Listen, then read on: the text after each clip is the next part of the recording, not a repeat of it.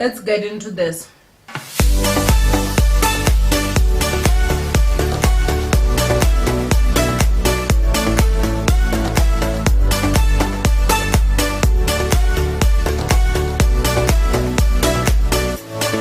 Now, I don't know why haters be telling me to mind my business when they're out here not minding theirs. Shut your mouth and enjoy the tea. We all know you're here for it, sis.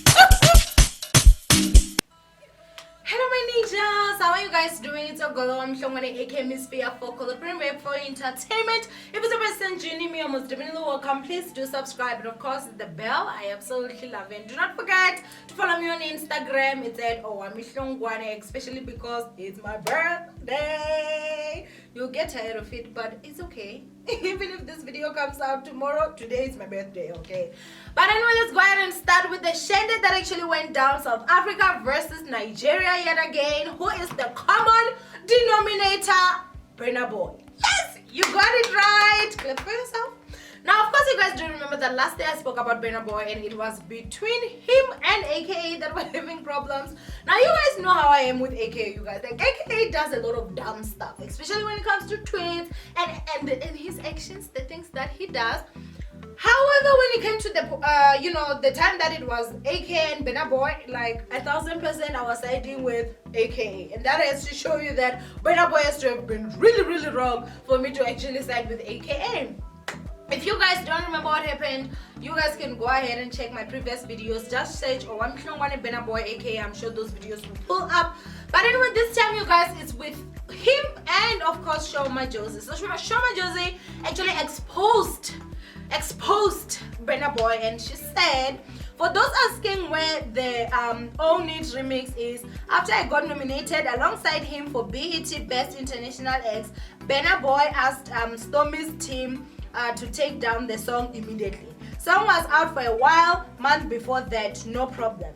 Everyone nominated has done big things and should be confident that their work will speak for itself. Personally, I am happy with the work I have done in the past year. John Cena was an international phenomenon. I did that. Yes, my girl, you did that. John Cena, I'm a girl. Well, she then said, well, I guess it's a good sign if Mama shook. Last year BB and I were cool at the BETs. I guess everyone thought this little girl isn't a threat. Now same category, it's shaking. She then said, in the words of the great Tommy Morrison, if you can only be told because someone else is on their knees, then you have serious problems. This world is full of bullies. If I leave any message at all from the life I've lived, I hope it's to not be discouraged and to not be intimidated, to stay loving, kind, honest, and face in the face of cruelty. Girl, I feel you and me both, sis. You and me both. BurnaBoy now obviously saw that, and this is what BurnaBoy said, okay? I'll go through the lies, in my opinion. Don't sue me anyway. Own It is not, okay, so this is what he said. He said, Own It is not my song. If my voice is on it, however, it should have been properly cleared. If the remix wasn't cleared with the label Atlantic US, it automatically gets flagged. Nothing to do with me personally or any award. Always best to reach out professionally. Congrats on BETs. Sho Majozi then said, to believe this, I would have to believe that the song, that's number one, got automatically flagged a month late by coincidence. Number two, when they said you wanted it down, they meant your label. Number three, a big international label would release a song without clearing it. It's a lot, Burna. Let's keep it 100. Now, obviously, yet again, I stand with Sho Majozi. It has nothing to do with the fact that she's a South African. The story that BurnaBoy is coming with just does not make sense. International record labels, they don't ever make those mistakes because remember, these are people that have a lot of money, they've got a lot of experience, and they know for me, like, even me, I'm not even an international label. Am I even a national label?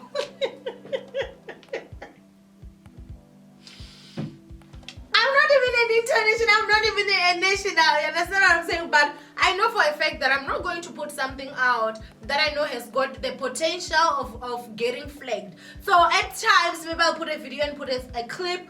They can block it, or they can do whatever, but I know if I was to appeal to YouTube, they are going to put it back because of the fact that my videos fall under fair use policy because I do comment on them. So the BurnaBoy story is just not making sense, and Sho Majozi's, it's definitely like, she did put out some facts, you guys. She did put out some facts. Those screenshots will be at the end of the video, and I want you guys to actually go ahead and comment down below what you guys think of this whole situation. Who do you believe, you guys? Do you think maybe BurnaBoy did get threatened to see Sho Majozi there and obviously wanted a song to be removed because it may have had, I don't know, the potential to actually, raise her up a little bit more? Or do you think that it was just a matter of, after a month, all these things that Sho Majozi's saying just happened? I don't believe in that. But anyway, go ahead and comment down below what you guys think of this whole situation, and let's move on to the next topic.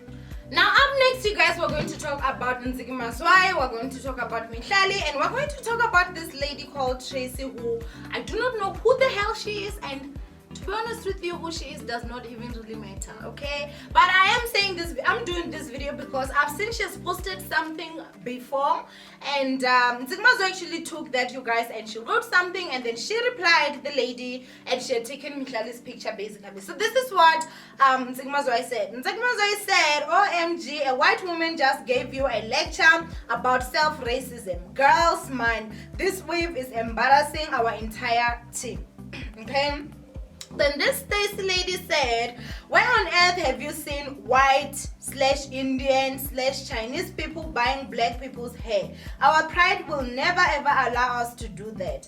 We don't want our children to grow up thinking that God created us as less human race that buy hair of other races in order to look beautiful. Now, I'm so sorry, you guys. I forgot to put it on sound. My phone has been blowing up. It's my birthday, yay! And so, like, this is what Tracy said, okay? Now, at first, she was talking about how, as black women, well, as you guys saw, she did put a picture of Mihlali. So before, you guys, this lady, the same Tracy lady, was talking about how, we're fighting the Black Lives Matter movements, but as women, black women were still wearing weaves and stuff like that, blah blah blah. And this has been a conversation, you guys, for a very long time. Ntsiki Mazwai is one of those women that are very much, natural, and I feel like she plays a huge role in trying to shame women that wear weave. And I feel like the fact that I just saw this today, and Muga is rocking her natural hair, honey. This is my natural hair. I didn't relax this hair. This hair is not relaxed. This is my hair naturally. Yes, I did wet it and I did put on some styling gel, but this is my natural hair, shibobo. And if you look at me, I look gorgeous with this hair. So me wearing a weave, you guys, it's not me simply saying I don't feel beautiful if I don't have my hair. Some days I just don't wanna, look like this. I want to look a different way, and as a woman, I have a right to do that. But please do not be fooled and think that we wear weaves simply because we feel like without them we're ugly or we want to look beautiful. No. It's just a matter of life changing. If you guys have seen the kind of weaves I wear different weaves. I do even have an afro weave, which obviously afro is like black women hair. And I just whatever style I want, I will rock it. It's not a matter of we feel down. If you look at Mihlali is gorgeous. She's gorgeous with a wig. She's gorgeous without a wig. So Utra just went for a gorgeous girl that she's obviously with Mihlali, and just said, I'm gonna put a picture so that I can prove a point. Which point? Because Muga rocks her natural hair, Muga rocks her cheese cup, and she's still looking fly like nobody's business. But one thing that I honestly do not understand is that, we are ashamed to say we wear weaves and stuff like that. Yet at this moment, you guys, white women are going in for Brazilian butt lifts. And when we say Brazilian, it's not just a matter of Brazilian. If you guys know, having a big butt is a black people tradition. That's what God gave us. We have big asses, okay? We've got big butts. We have got features that obviously are gorgeous, and some people of other races are actually going under the knife, procedures that will kill you. They tell you, they say because possibility for you to can die, but they're like, I'll take the chance. I come out. If I come out, I'll at least be living with a big butt like black women, or women of color. I should say women of color, I'll rather die there with my flat butt. Like, we are not out here every day telling people, you want to look like us. You're going in there for butt lifts. You're going in there for implants. You're going in there for this and this. No, we're not doing that. Why? Why do people feel so like such a need to actually like feel like they need to embarrass us as women because we wear weaves, like as black women because we wear weaves, but nobody says anything about this other people who go in to get bars and everything. Like, that's normal. But for us black women, when we try to do something just to make ourselves feel good, if when I wear a wig, I do feel good. When I wear my hair, I do feel good. I have a right to choose, and if today I choose a wig, it's my choice.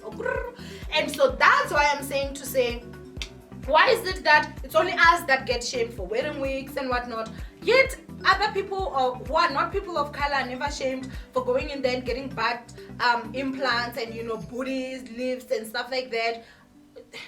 This thing just upsets me a little bit, and I feel like I just took way too long on this issue. But I do have to say, Ntsiki Mazwai, this is getting old. You need to stop. If you want to wear a wig, go ahead and wear a wig, boo. If you don't want to wear a wig, don't wear it and shut your mouth and sit down, because it's not going to make you feel good. Like, you don't wear wigs. We have seen that. We know. We understand. You now just seem like someone who envies people who wear wigs, but you've spoken too much crap about wigs that you can't now wear wigs. However, I do see that some of your styles that you do, it's not always a natural hair, sis. I'm gonna just say it and leave it there. Leave us in our wigs and go ahead and continue with your natural hair. It's not a sin to have your natural hair. It's not a sin to actually wear wigs, okay? Being a natural head girl does not even make you the CEO of Africa. Like, that's just the honest truth, people. Like, I'm tired of this. But anyway, go ahead and comment down below what you guys think of this whole situation. Do you think that as black women, when we wear wigs, like, we're taking our pride away, or we just feel like we're not beautiful, even though you see us coming here and rocking our natural selves at times? Or do you feel like, like, if you can afford a Brazilian, go get one. If you can afford this, go get one. The same way that people who are not of color go out there and they get buds and everything. Think about it. And I love you so much, my ninjas. Stay blessed, and do not forget to say happy birthday to Semwa. It's my birthday. And I'll see you guys in my next upload. Bye.